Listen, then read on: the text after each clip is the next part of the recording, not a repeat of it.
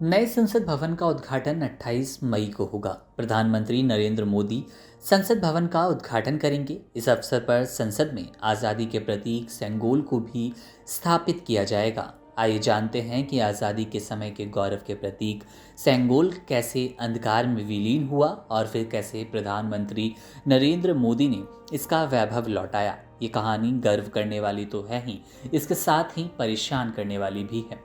आपको बताते हैं सेंगोल की इनसाइड स्टोरी।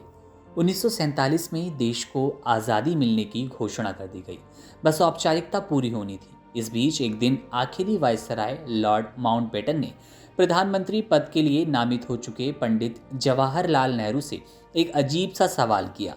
मिस्टर नेहरू, सत्ता हस्तांतरण के लिए आप क्या चाहेंगे? कोई खास प्रतीक या रिचुअल का पालन करेंगे? अगर मन में कुछ हो तो हमें बताएं। नेहरू असमंजस में फंस गए क्योंकि उन्होंने इसके बारे में पहले कुछ सोचा नहीं था। फिर भी उन्होंने माउंटबेटन को कहा, मैं आपको बताता हूँ। इसी उधेड़-बुन में नेहरू ने उस समय के वरिष्ठ नेताओं से इसे लेकर विचार विमर्श किया कि क्या करना चाहिए। तब नेहरू ने इसकी जिम्मेदारी सौंपी सी राजगोपालचारी को। राजा जी ने कई धार्मिक और ऐतिहासिक धरोहरों को देखा, पढ़ा और जाना।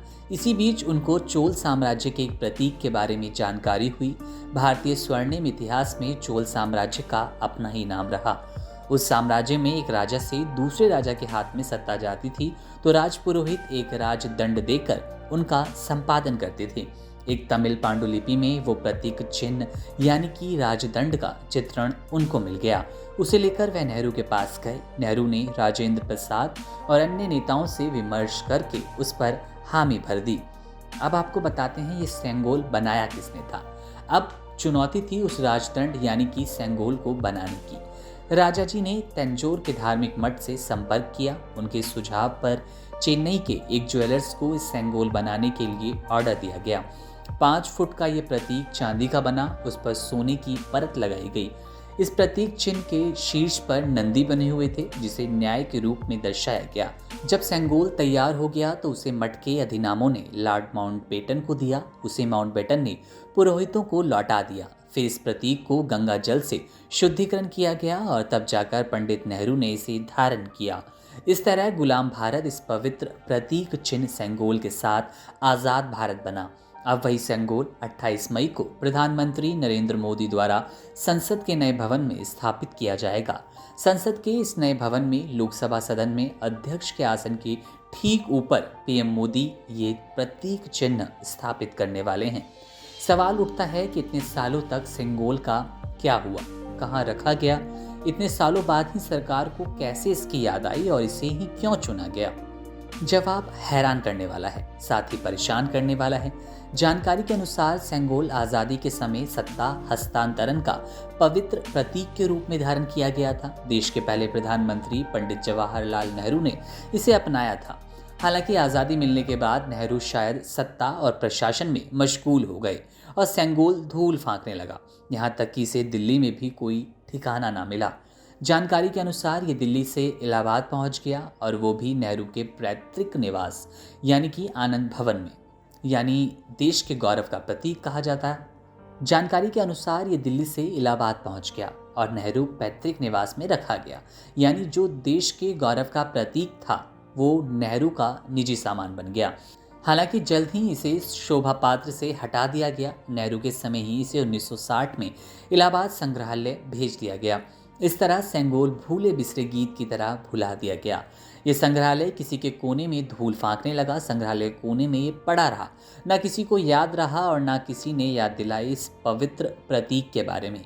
ये आज भी किसी के संज्ञान में नहीं आता। अगर संसद का नया भवन न बनता, जब संसद का नया भवन तैयार हो रहा था तो पीएम इसकी बारीकियों पर करीबी से नजर बनाए हुए थे।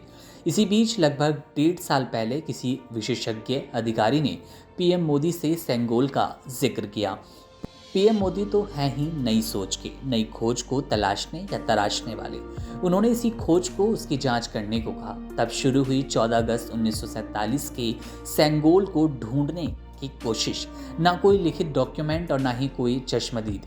टेढ़ी खीर साबित होने लगी इसकी खोज। पुराने राज्य रजवाड़ों के तहखानों और संग्रहालयों की तलाशी ली गई। सभी संग्रहालयों को तलाशा गया लेकिन कोई सुराग नहीं। फिर खोजकर्ताओं को प्रयागराज संग्रहालय के एक कर्मचारी ने जैसे तब नया जीवन दे दिया हो, जब उसने कहा कि दंड जैसी कोई वस्तु को संग्रहालय के कोने में देखा है। खोजकर्ता तुरंत वहां गए। बहुत ही दयनीय स्थिति में ये सेंगोल 3 महीने की बात है जब इसे संग्रहालय में ढूंढा गया। सेंगोल मिलने की जानकारी पीएम मोदी को दी गई। उन्होंने इसकी पूरी तरह से जांच परख करने को कहा। 1947 से 1960 तक के तमिल अखबारों में इस प्रतीक के बारे में छपे आर्टिकल को खंगाला गया। विदेशी अखबारों को भी खंगाला गया। 1975 में शंकराचार्य ने अपनी जीवनी लिखवाई। उन्होंने अपनी पुस्तक में इसका जिक्र किया। ढूंढते ढूंढते चेन्नई के उस ज्वेलर के पास भी पहुंचा गया जिसने 1947 में से बनाया। शुक्र था कि 96 वर्षीय ज्वेलर्स अभी जीवित थे। उन्होंने प्रयागराज के संग्रहालय से लाई गई सेंगोल को दिखाया। ज्वेलर्स ने अपने हाथों से बनाई इस अद्वितीय कलाकृति को पहचान लिया और इस तरह से 1947 के पवित्र प्रतीक को नया जीवन मिला। दयनीय स्थिति के कारण उस सेंगोल को उसी ज्वेलर्स को ठीक करने के लिए दिया गया।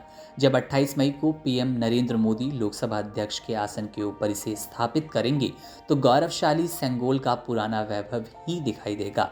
मालूम हो कि सेंगोल शब्द तमिल शब्द सेमई से लिखा गया है जिसका अर्थ है नीति परायणता।